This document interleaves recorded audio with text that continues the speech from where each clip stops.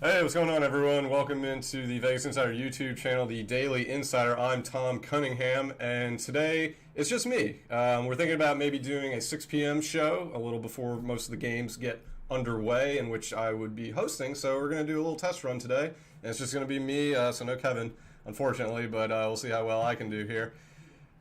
Quick reminder, though, before we begin, to make sure you like, subscribe to our YouTube channel. Make sure you have a Vegas ID, Vegas Insider ID as well, which you can get right here when you register with our site. It's completely free, by the way. It doesn't cost you anything.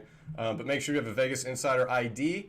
Like, subscribe to our YouTube channel, and you could win a week of free picks from whichever handicapper you want.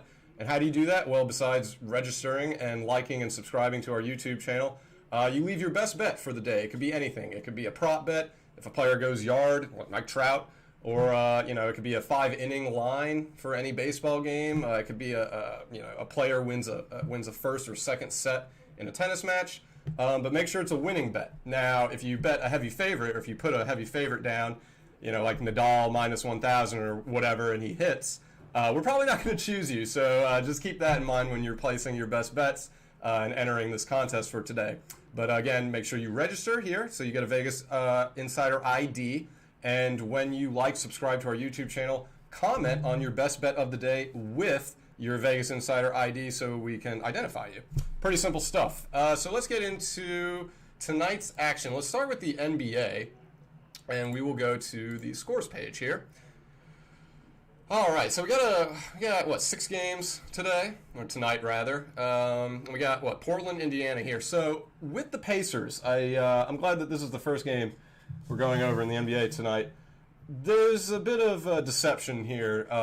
If you are leaning Portland, now they are the better team at -5, should win. However, Indiana, this is a staggering trend.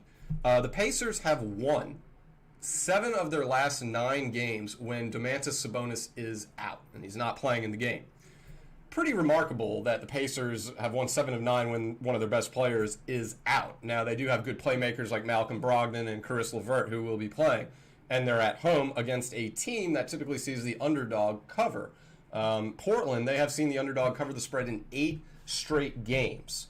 So there are some trends leaning towards the Indiana Pacers tonight. So just be wary that this is a little bit more deceiving than it might appear to be on paper. The Pacers seem to play well with Sabonis out. They've won 7 of 9 when he's out. And Portland has seen the underdog, which would be Indiana, at home in this game.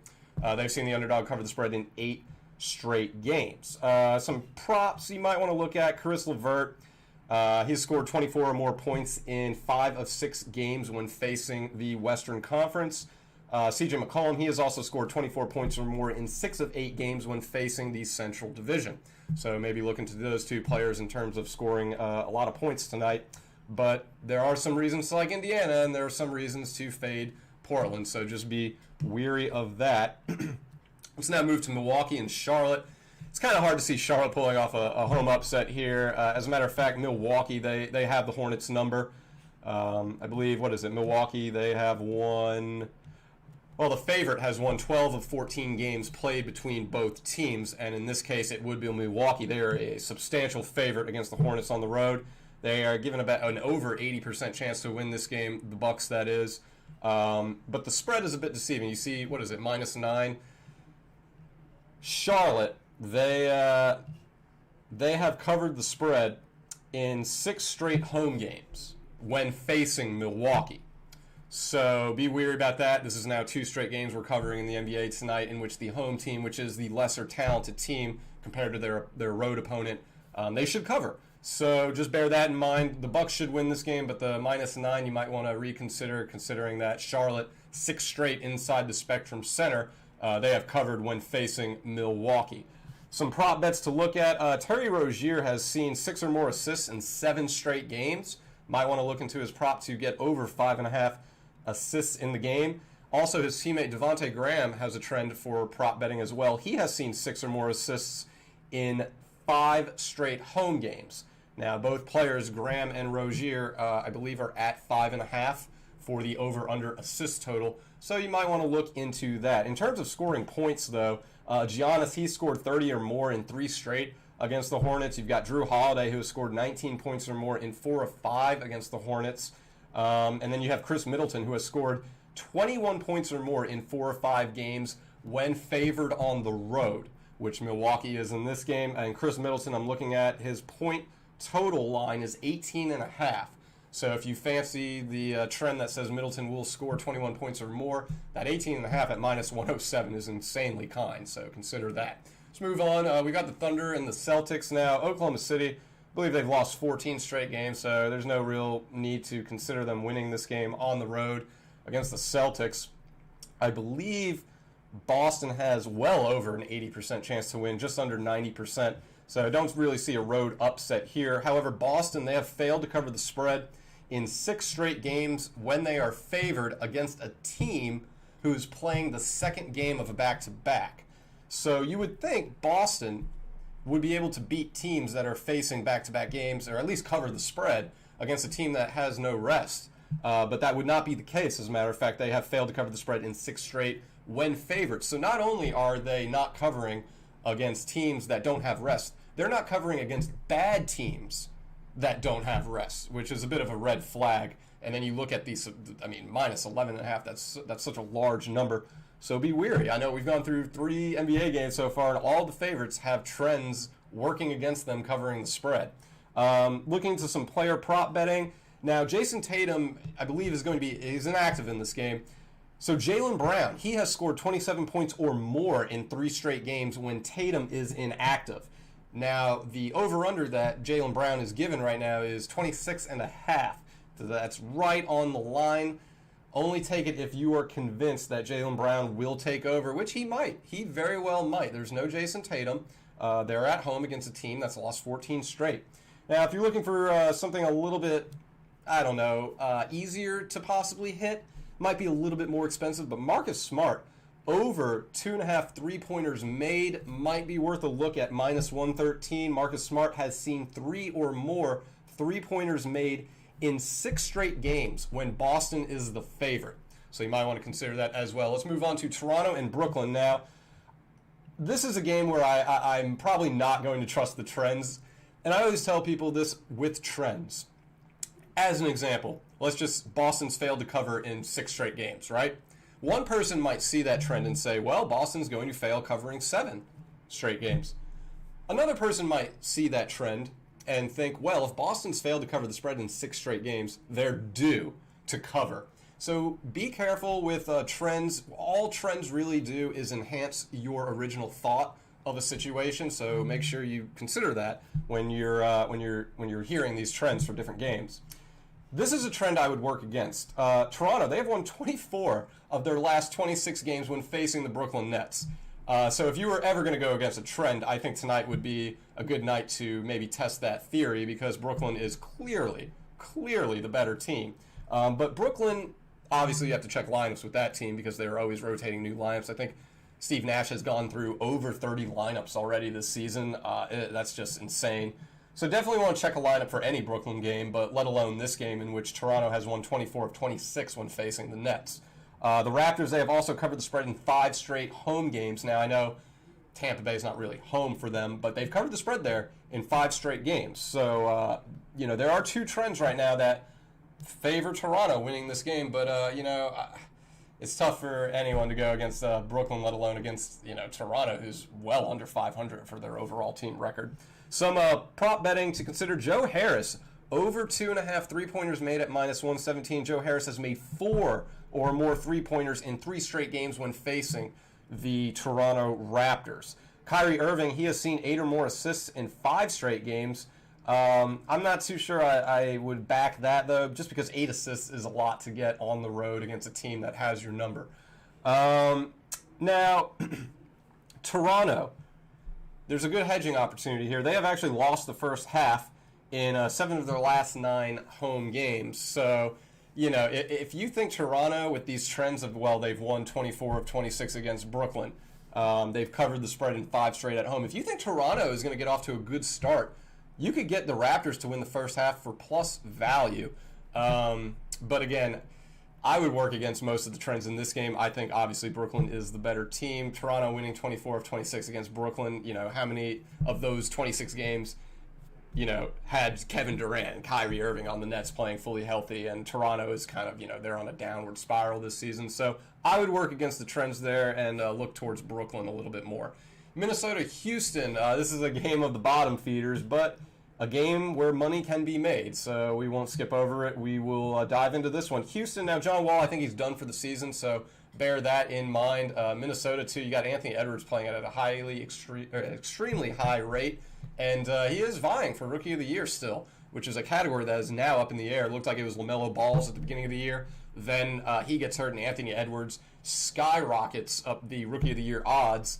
Now it's somewhat of a toss-up. So Edwards is still going to be playing very, very hard. He's going to be playing very well in this game, just to, if anything, keep his name at the top of the Rookie of the Year odds contenders. Houston, they have lost 19 of their last 21 home games, and Houston has failed to cover the spread in 21 of its last 24 games when facing a team with a losing record. I think Minnesota's a better team. Houston, again, John Wall is out. Minnesota's, their star players are still playing for something. It's obviously not a playoff spot, but for their own personal accolades. I think Minnesota at -1.5 is a fine play here, and going with the Houston trends of, they struggle. They're not a good team. They lost 19 of 21 at home, and they failed to cover 21 of 24 against a losing team. So I would look towards Minnesota in that regards, but Rookie of the Year odds, definitely check those out. If you fancy Anthony Edwards at plus value over LaMelo Ball, go for it, because if anyone can beat LaMelo Ball in the Rookie of the Year odds, it would be Anthony Edwards. And then the last game tonight should be a good one. Dallas coming off that loss to Sacramento. They'll hop across the pond there, the bridge, and take on the Golden State Warriors. And Dallas is an underdog. Hard to believe. Dallas, in my opinion, is a little bit slightly better. However, Golden State at home against the Western Conference teams, they've been real successful. Looking at some of the trends here, the Warriors, they've won 9 of 10 home games when facing the Western Conference. Now, Dallas has also failed to cover the spread in 7 of 9 games. So you look at those two trends and you think, well, Golden State at home should be the play here. -5 is a bit difficult, though, to swallow. Personally, Draymond Green, I think this is a good bet to record a double-double, plus 200. Draymond Green has seen a double-double in 3 straight games against the Western Conference. So I think for the value of Draymond Green getting a double-double and the fact that he could, it could be in any of the 3 categories, points, rebounds, and assists, I would consider that. I think those are kind odds for Draymond Green to get a double-double at plus 200. Steph Curry, he has scored 37 or more points in 5 of 6 against a winning record team. However, Steph Curry's OU total is 33.5, so that's a bit high. I know he's scored 37 points or more, in however many games, but I think the player prop to go with in this game would be Draymond Green at plus 200 for a double-double. I think that's better than picking a winner here, because to me this is a coin flip game. Dallas to me is a better team, but Golden State has both trends of not only winning but covering. So plus 200, Draymond Green, double-double. Try it. We'll see if it hits. All right, let's go to MLB now. We'll go to the show. All right, let's see what we got here. What about the that Braves game, Braves-Cubs last night? Good game by the Atlanta Braves. Those bats in Atlanta are so difficult to overcome. Such a hitter-friendly ballpark. That lineup is disgusting too. But going through, let's go through today's games now. I guess we'll start with Chicago-Atlanta. What are the odds? That's the first one that popped up. So we got Trevor Williams, former Pirate. He's going up on the mound against Atlanta. He's going to take on Ian Anderson, the young arm for the Bravos. I think there's some things here that might favor the Cubs just a little bit. You look at Chicago, they have actually won 4 straight games as the underdog on a Tuesday. However, keep in mind, Atlanta has won 3 of its last 4 games when facing the Cubs. Now, the run total has gone over in 3 straight games played between both teams and 4 of the last 5. So at 8.5 OU, you might want to consider that with the run total going over. Keep this in mind too. The first inning, between these two teams, the Cubs and the Braves, has gone over 0.5, so half a run, in 4 straight night games. So it does seem that there are trends pointing towards the bats being utilized pretty heavily in this game. So feel free to bet around that instead of a winner. If I had to pick a winner, I would go Atlanta. But for minus 160 and the fact that Chicago's won 4 in a row as the underdog on a Tuesday, I don't know if I'm going to pull the trigger just yet. I'll take the over between the Cubs and the Braves. We have, we have Miami and Milwaukee. And Miami, they gave Corbin Burns, well, they got 4 on him. Corbin Burns has been cruising for Milwaukee this year, so much that he's near the top of the NL Cy Young odds already. He wasn't even listed to start the year. He's now in the top 10, top 7 of NL pitchers. But he finally came down to earth a little bit against Miami, who I think is a very underrated team this season. They got off to a slow start, but again, they were playing really good teams. Huge road win for Miami against Milwaukee, so now they will do it again, see if they can run it back against the Brewers. Looking at some trends for this game, let's see what we can find. Miami, they have won 4 straight road games when facing the NL Central as an underdog. And Miami is the underdog in this game at plus value, plus 143. They've got the trend. Maybe want to look into their direction a little bit. Miami, they've also won the first inning in 4 of their last 5 games when facing Milwaukee as an underdog on a Tuesday. The Brewers, they have led after 3 innings in 3 straight games played on a Tuesday. Brewers, they've won 4 of the last 5 games against the Marlins. So with all these trends, this game can really go in either direction. The OU, the run total rather, there's no stick there in terms of consistency. They went over last game. They went under the one before that.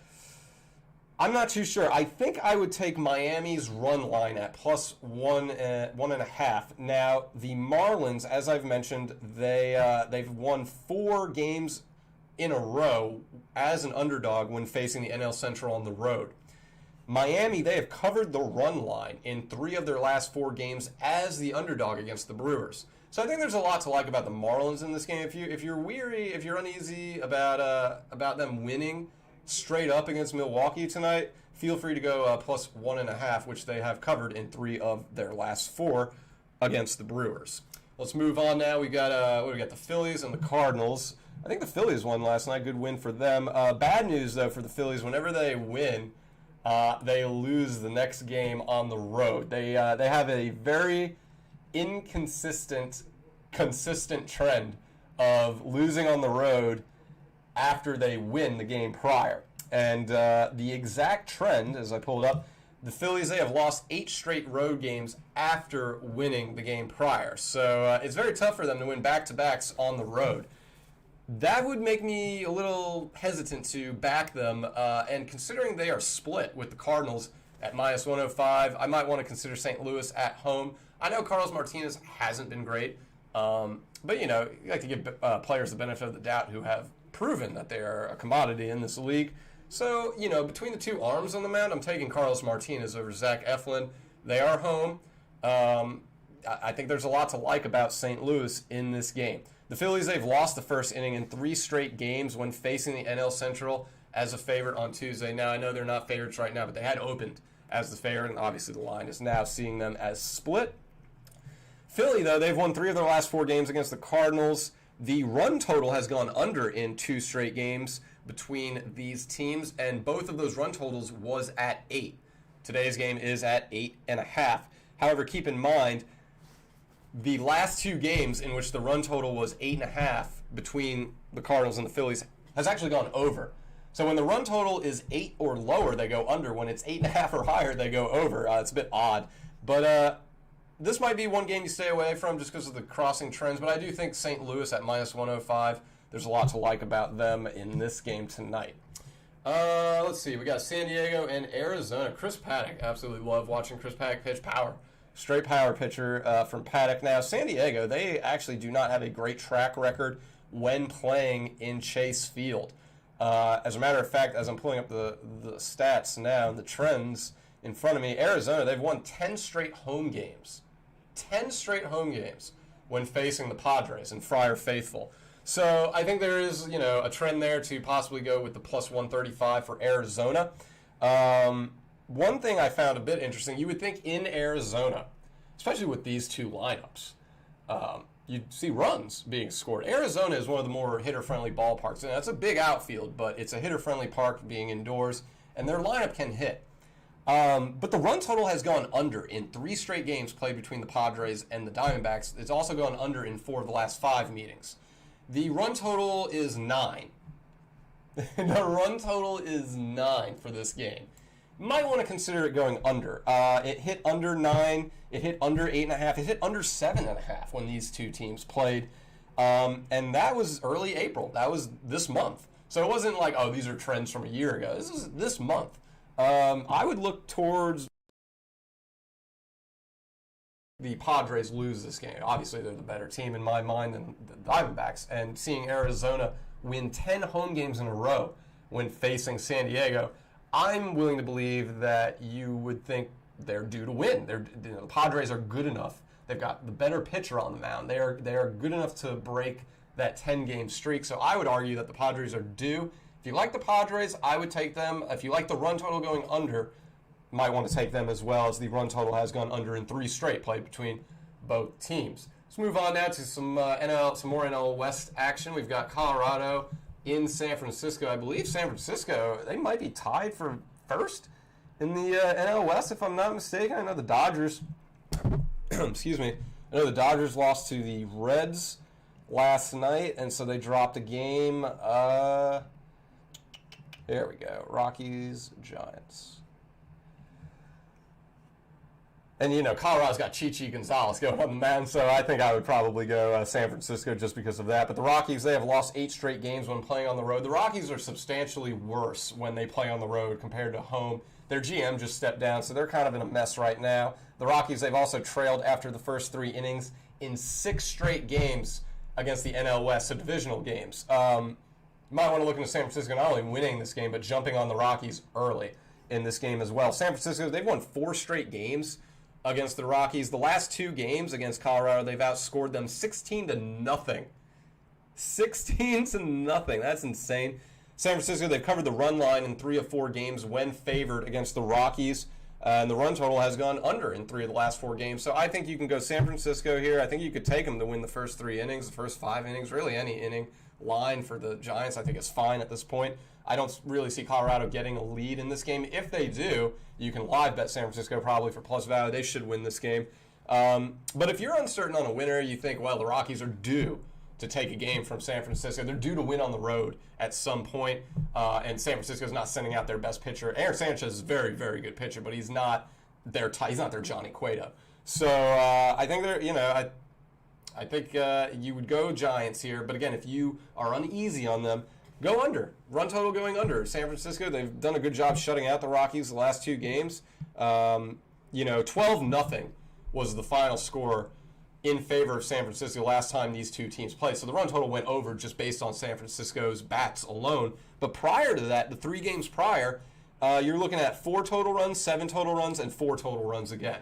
So these teams typically don't score a lot. They're not playing in Colorado where the ball flies off the bat. They're playing in a very pitcher-friendly ballpark in San Francisco. Maybe you look to the run total going under, but I think San Francisco gets the job done tonight. What else we got? We got Giants. I know we just did them. We got the Reds and the Dodgers. This game went to extra innings yesterday where the Reds ended up winning.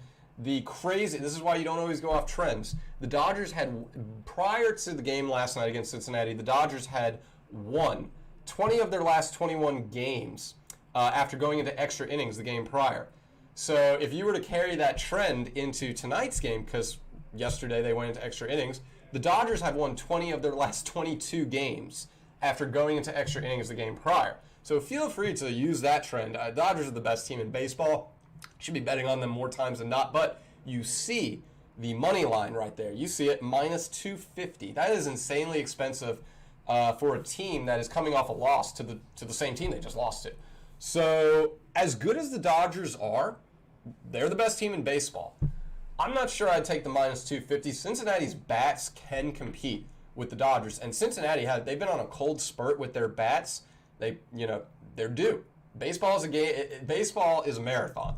So anytime a team struggles, even if it's a month at a time, they're due to pull themselves back out and perform well. I remember Matt Carpenter batted 100 in the month of May, and he finished the season near 300 with getting votes in the MVP race. So, I understand Cincinnati has been cold lately, but they won. They beat the Dodgers. They're coming off a little bit of momentum. They have great swagger. Their bats are terrific. And so if you want to catch them on a hot series, this might be the one. I just can't vouch minus 250, even if it's the best team in baseball in the Los Angeles Dodgers. That's just way too expensive, in my opinion. But let's go through some trends, see if we can find anything worth, find something juicy here. Cincinnati, they've lost 7 straight games after going into extra innings. We just talked about the Dodgers winning 20 of their last 22 after going into extra innings. So, the Dodgers winning, the trends point in that direction. But again, minus 250, bit expensive there. Let's see if we can find something else. Well, the run total has gone over in 2 straight games, played between both teams. Maybe you look in that direction. Cincinnati has actually won 2 of the last 3 games against the Dodgers as well. To me, this is a game you stay away from. I think the Dodgers are too expensive to take. They are the better team than Cincinnati, though, and the trends point towards LA winning.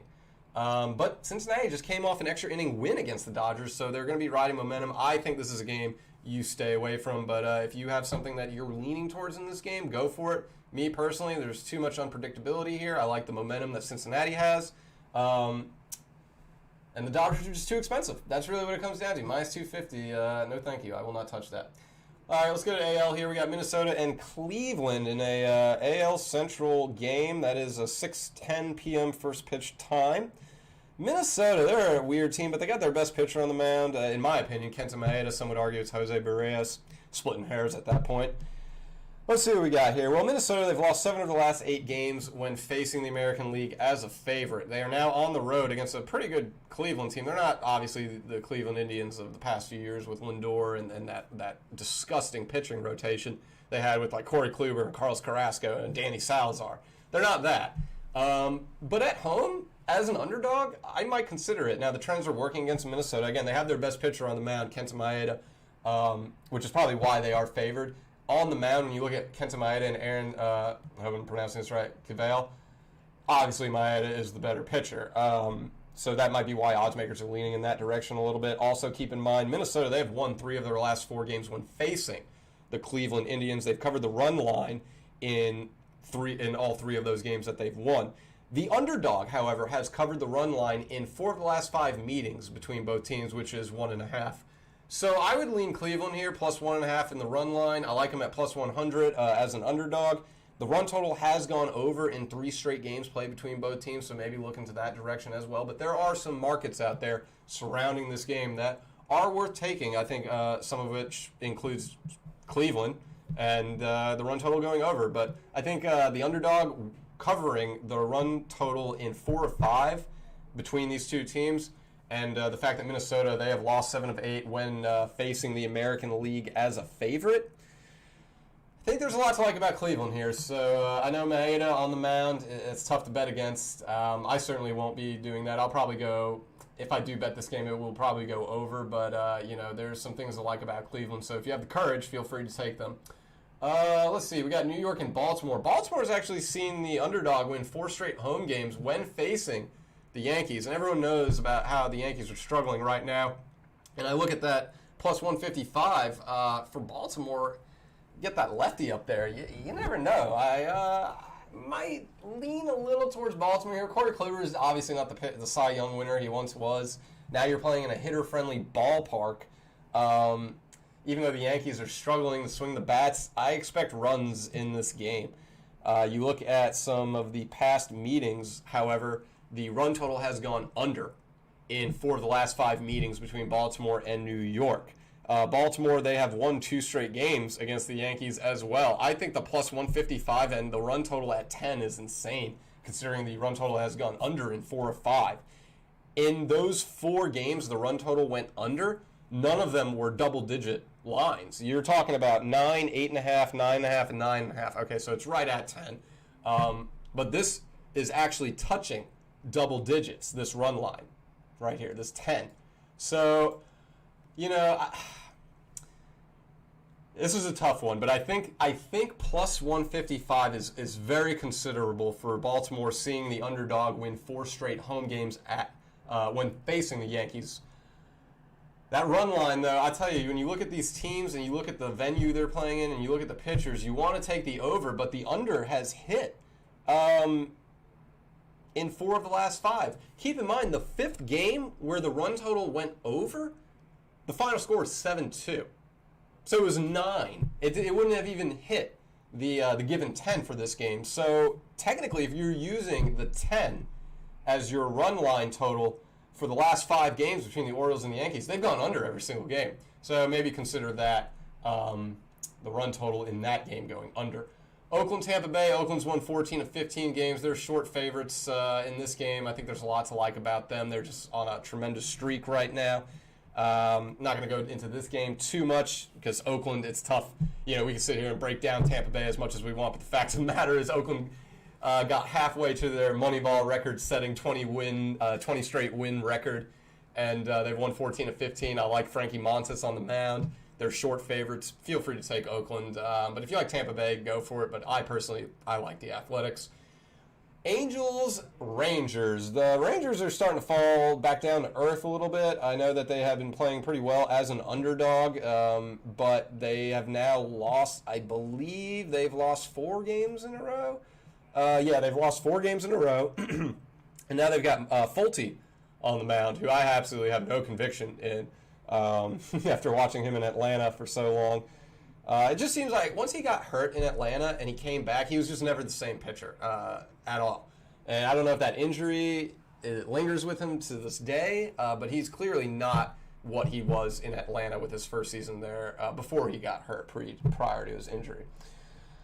Los Angeles, they've won 2 straight games in a row, but they can't win back-to-backs against the Rangers for some reason. Over the last 5 meetings between these two teams, neither team has won back-to-back games, and the Angels won the last meeting, which was yesterday, against Texas. So if the trends continue, Texas should win this game because neither team can win back-to-backs against the other team. The run total has gone over in 4 of the last 5 games played between both teams, so maybe look towards the run total going over in this game, which is not a bad idea considering you've got Fulte and Quintana on the mound. Might want to look into the run total going over there.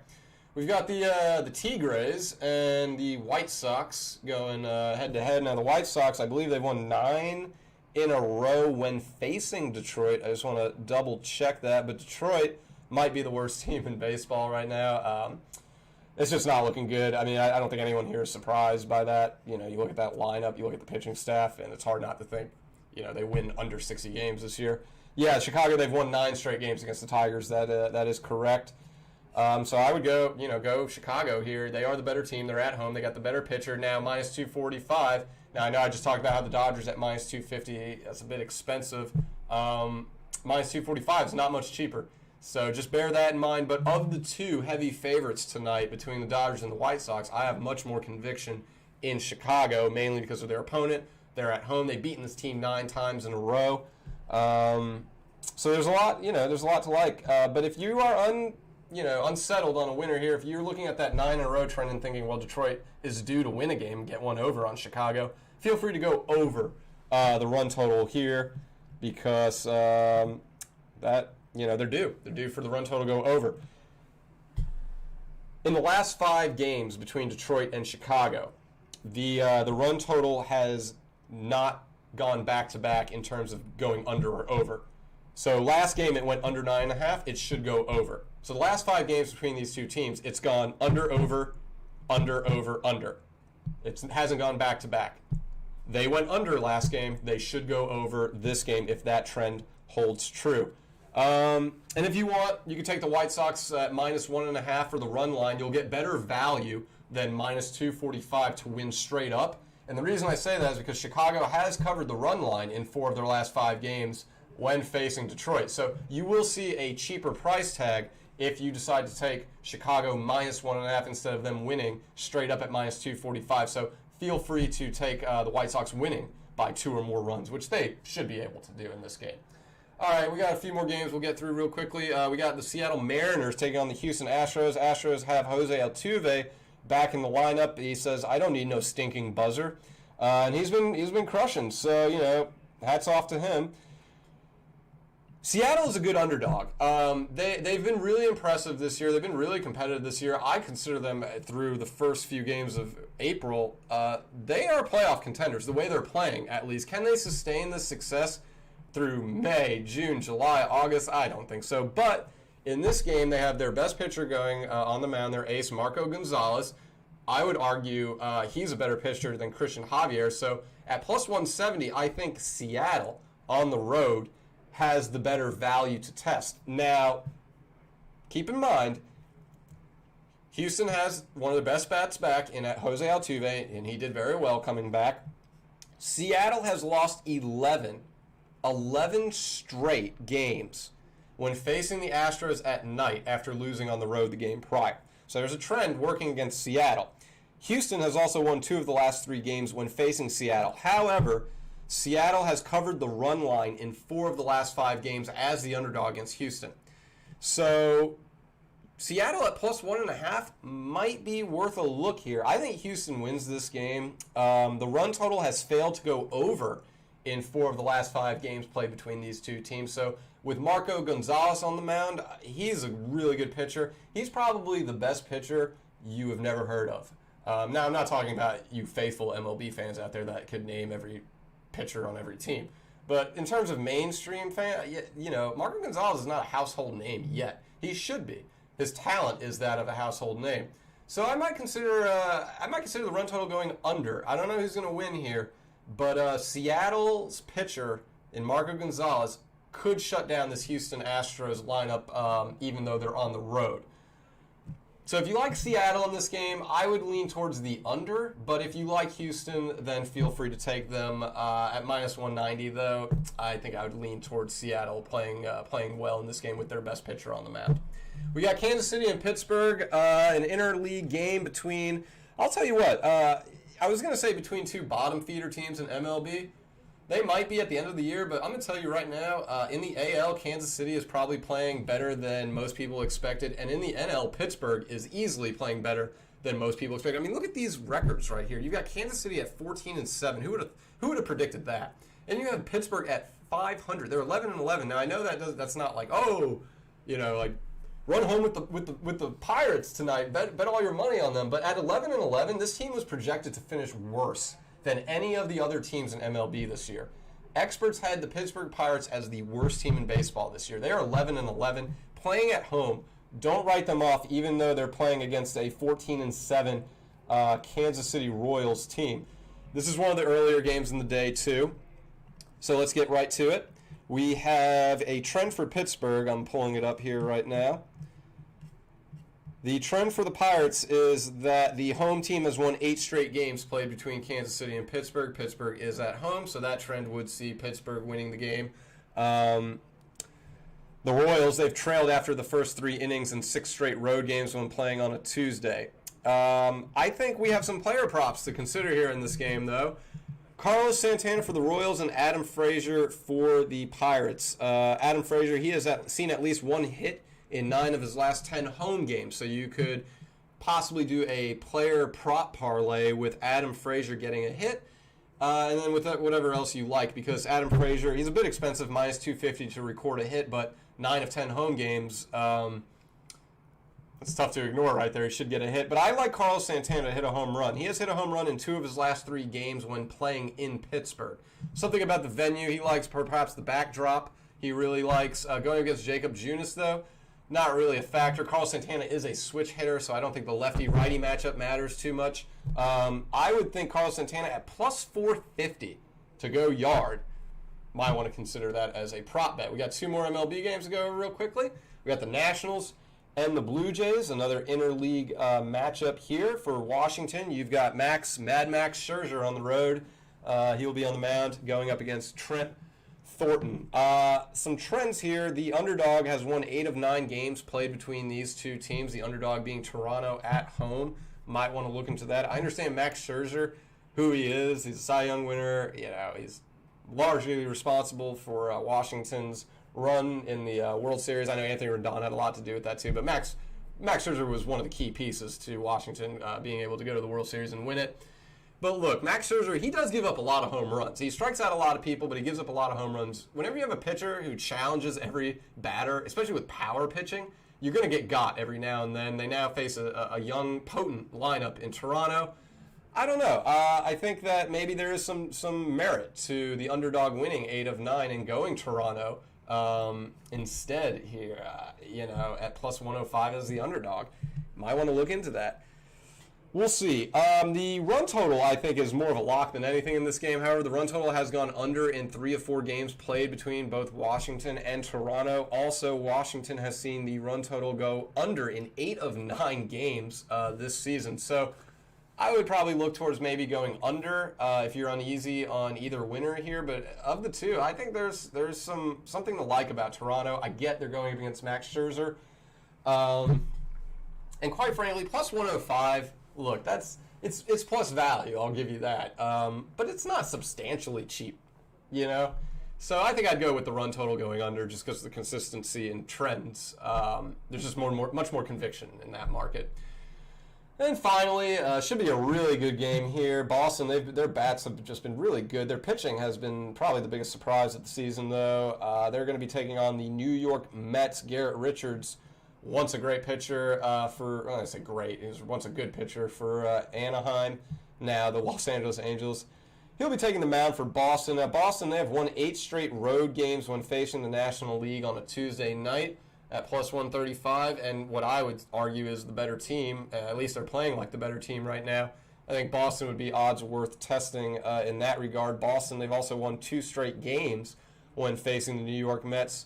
Now, the run total is 8.5.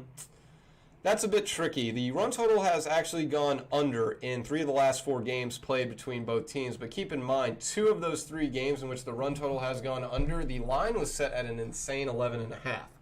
This is 8.5. So I wouldn't put too much thought into that. I think Boston's the better team. They have a trend that says they should win, and they have plus value. Try not to overthink this. Boston should win this game. Still waiting for the Mets to turn it around. They can. It's the thing with the Mets. You know they're coming. You just don't know when they're gonna start turning it on. All right, so I guess we'll do NHL and then we'll get out of here. So NHL has some action in some hockey tonight. Let's see what we got here. Boston, Pittsburgh. This should be going to be a really good game. Pittsburgh has been playing really well since Jim Rutherford stepped down as the GM. As someone who has actually worked inside the Carolina Hurricanes organization, I worked with their minor league team, the Charlotte Checkers, for about a year. And it's interesting to see Rutherford move around. He won the Stanley Cup with the Hurricanes in 2007 and didn't really do much after that. Rutherford's philosophy is very much dump the puck and then go from there. The offense is throw the puck into the zone and then just get bodies down there and see what can happen. It's not very fluent. It's not very finesse. It's no creativity. It's more of a brute approach. Just throw the puck down there and score. And you saw what happened with the Penguins. What happened was Rutherford left Carolina and he went to Pittsburgh. And you could see them dwindling a little bit. Even in the playoffs, they weren't playing well because, that offensive approach is not a good approach, especially when you have people on your team like Jake Gunsel, and you have Sidney Crosby, and you have Evgeny Malkin. You have offensive playmakers everywhere, so you should be creative with your offense rather than throw the puck down to the net and let's see what hits the wall. We'll see what spaghetti hits the wall. And I think Rutherford stepping down was good for that organization, for Pittsburgh, and you're seeing it. Pittsburgh, they're the top team again. They're back to being number one. They're first place in the East, 32-14-3 record. And they're winning games. Pittsburgh, they've won 7 straight games after winning at home the game prior. That's a trend you wouldn't see the last 2 years, but you would see literally 5 to 7 years prior to that. So it's good to see Pittsburgh getting back to what they were, and which is a dynasty. And who would have thought? It may have just taken a move like Rutherford stepping down as the GM to get Pittsburgh to play fluently again on offense, but who knows? So Pittsburgh, I like Pittsburgh here. Sidney Crosby, plus 165 to score a goal against the Bruins tonight. He has scored a goal in 4 or 5 home games. You might want to consider that, Crosby to score a goal. I like that. But in terms of picking a winner for this game, Pittsburgh, they're hot. It's tough to go against them. Pittsburgh, they've won 2 of 3 against Boston, but over the last 5 meetings between both teams, neither has won back-to-back games. Pittsburgh won the last meeting, so that should tell you Boston's going to win this meeting. The goal total has gone under, however, in 4 of the last 5 meetings between the Brewers and the Penguins. So maybe you go under the goal total in that regard, but I think Sidney Crosby plus 165 to score a goal. Might want to take those odds. Buffalo, New York. Buffalo is probably the worst team in hockey right now, so I would never recommend taking Buffalo. But does that mean you should take New York at minus 300? No, you don't do that. You don't take any hockey team. You don't take any team for minus 300. Basketball, baseball, hockey. I remember the Houston Astros were minus 500 against Detroit 2 years ago, last year, and they lost. So, don't take minus 300 here. I don't care if they're playing the worst team in hockey. I don't care if they're playing like, ITT Tech's college team. Don't take minus 300. That's just far too expensive. Buffalo, they've lost 10 of 11 games when playing on the road. They've lost 10 of 11 games after losing on the road the game prior. Let's look at some prop bets here. Sam Reinhart, he scored a goal in 3 of 4 games when facing New York in Madison Square Garden.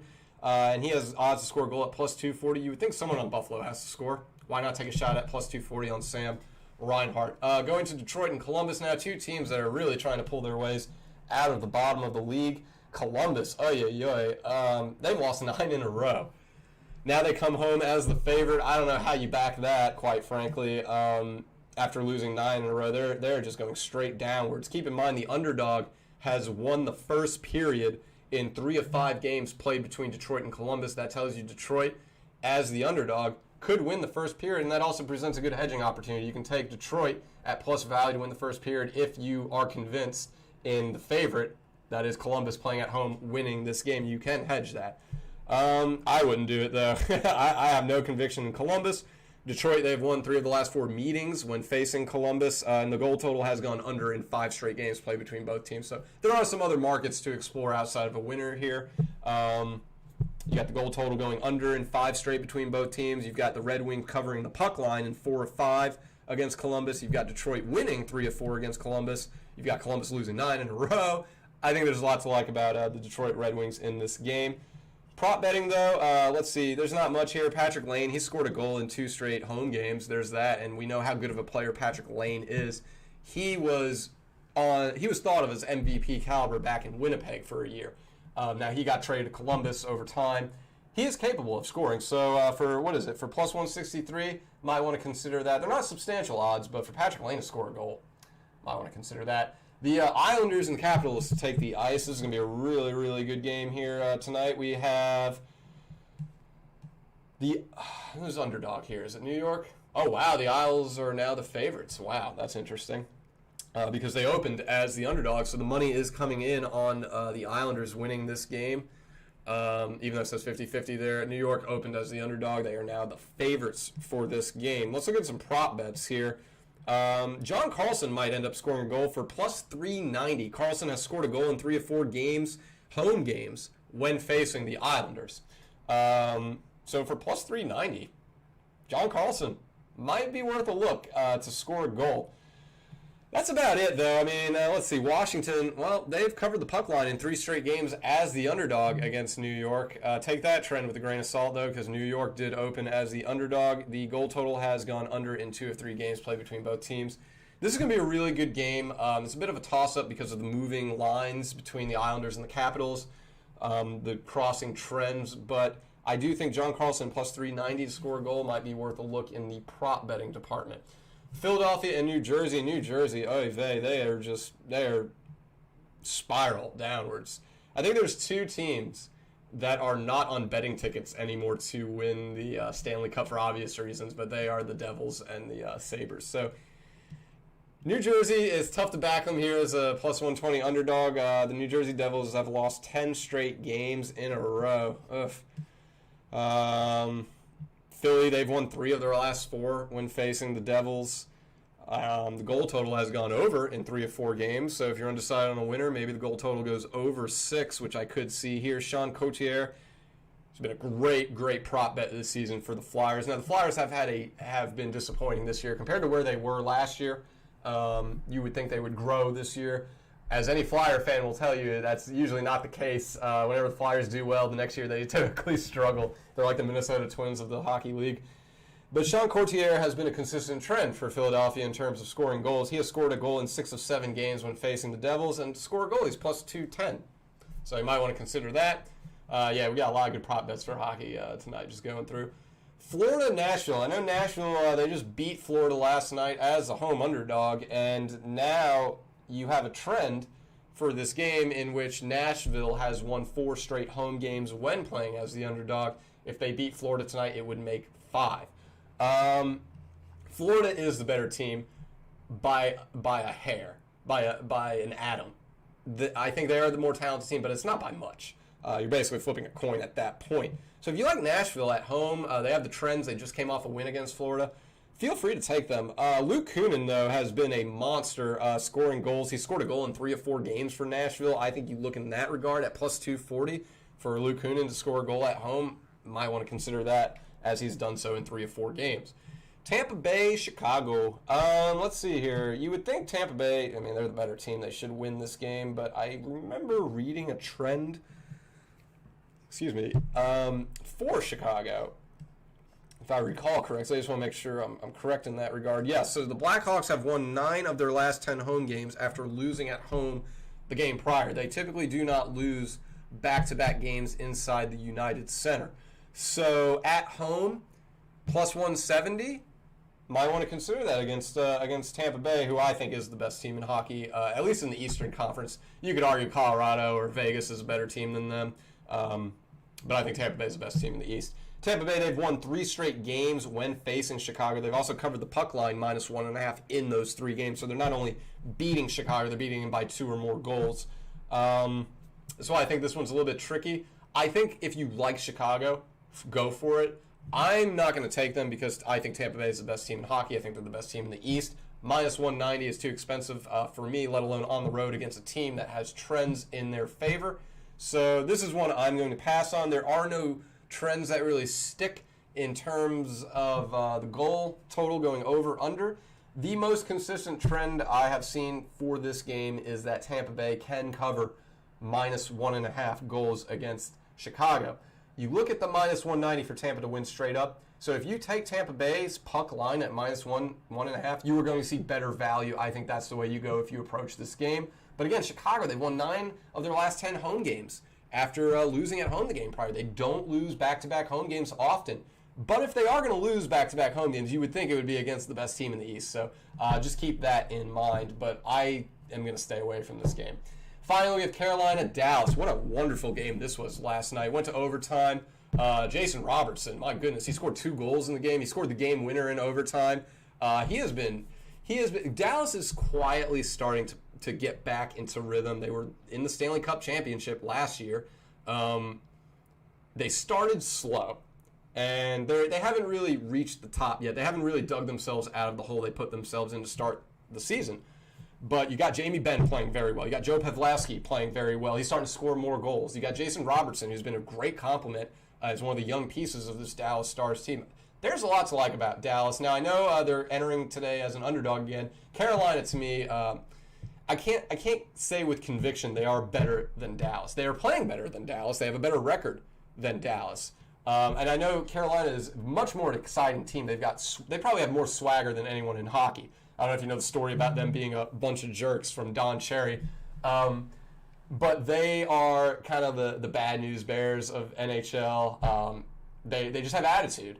And so what that does is it brings excitement for people who are watching. Nick Kyrgios in tennis is a good example. He's outlandish out there, but people, they hone in on that. It's entertainment. They like to see it. I understand why Carolina is a favorite. They have a better record. They're more fun to watch. But them being the better team, I'm not sold on that just yet. When you're talking about Jamie Benn and Joe Pavliski, 2 top-notch veterans, while Robertson is playing out of his mind, I'm not sold. Now, Carolina, if back against the wall, push comes to shove, I'm probably going to take them. But some trends for this game. Again, Dallas is coming off an overtime win against Carolina, a game in which Carolina actually came back, tied it late in the third period to force overtime, and then Dallas was able to finish it off from there. But the trends for this game, this is a big game tonight.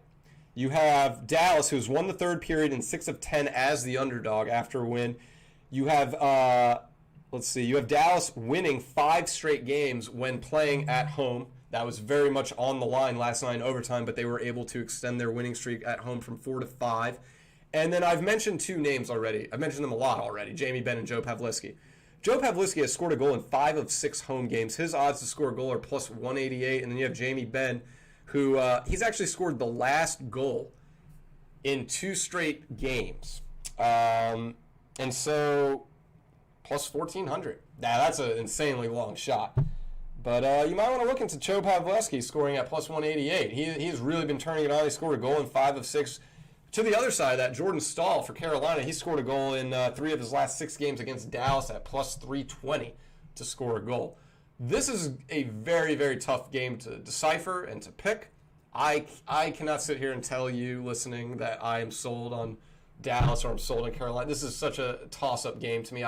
There's reasons I like, there's reasons I don't like both. Stay away from this game or take Joe Pavliski to score a goal at plus 188 because he has done so in 5 of 6 home games. And, Dallas to me has really just been really impressive lately.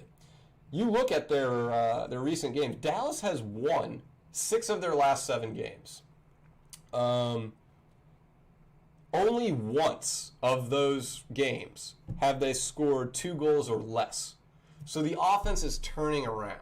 And this is one of the most potent offenses in the NHL. You might not think that based off how they started this year. But again, this was a team in the Stanley Cup last year. They have really good veterans across the ice. And Robertson stepping up as a young threat for Dallas. So it's starting to all come together for Dallas. Joe Pavliski is at the head of the table in terms of what he's not the captain. Jamie Benn's the captain, but Joe Pavliski, he's been around this league for a long time. He's been a prolific scorer in this league for a long time. It's mainly been with the San Jose Sharks, but he got Dallas to the Stanley Cup. He helped get him to the Stanley Cup last year, and now they're playing well. They're at home. They've won 5 in a row at home. They just won in overtime, a very emotional game. We'll see what happens. I think Pavliski to score a goal is probably your best bet just because this is such a toss-up between Carolina and Dallas. Woo! All right, so we got through 3 leagues of games, previews and trends and all that fun stuff. So again, as a reminder before we head out of here, register, become a Vegas Insider member. You get your ID. And when you do that, you can go to our YouTube channel. Be sure to like. Be sure to subscribe to our channel. And when you do those things, you can leave a comment of your best bet of the day. It can be any bet you want. It can be run total. It can be a straight up winner. It can be a prop bet. It can be first 5 innings. It can be anything. But it has to hit. And if it hits, you could be chosen to win a week of free picks. So you leave your best bet in the comments. You leave your Vegas ID also. That way we know who you are. And we are able to reach out to you if you are chosen. And again, you don't have to limit yourself. If you want to take Rafael Nadal minus 1,000, go for it. Keep in mind, you won't be chosen because if someone else gets a bet right, that's plus value or even minus 200 for that matter, we'll probably choose that. If you take a Rafael Nadal at minus 1,000 and you hit, the only way we will choose you is if literally every other person misses their bets. So, play the field if you want. Do what you got to do. We'll put the strategy in your hands, but, leave your best bet, leave your Vegas ID, and you could win a week of free bets. But again, you have to be a subscriber to our YouTube channel, and you have to like the video as well. But that's going to do it for me. Hopefully we can do this later in the day. We're thinking around a 6 p.m. time. That way we can do almost like a last call of odds and line movements because especially with the NBA now, you have a lot of lineups coming in late, which has affected odds. You've seen favorites go to underdogs. You've seen short favorites go to large favorites, heavy favorites. So we are going to see if we can do this, do 2 shows a day, an early one and then a late one. So we'll see what happens. We're going to start that next week in our testing phase period. But for Thom Cunningham, Vegas Insider, everyone here, thank you all for tuning in and watching, and good luck with your bets.